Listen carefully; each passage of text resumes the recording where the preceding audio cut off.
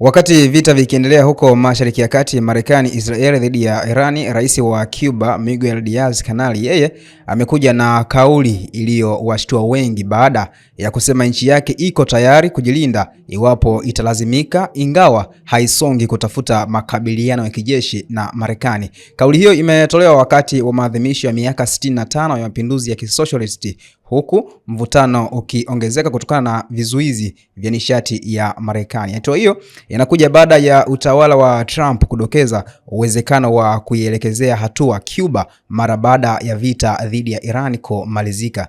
Awali Trump alitishia kuwa ataivamia Cuba kama jeshi la Marekani lilivyofanya Januari huko Venezuela na kuzuia usafirishaji muhimu wa mafuta. Cuba ni nchi ya kijamaa yenye historia ndefu na ujamaa, pamoja na washirika wake wengi wenye nguvu kama vile Urusi pamoja na China. Hii itakuwaje endapo Marekani ataivamia Cuba? Tuachie maoni yako kupitia mitandao ya kijamii.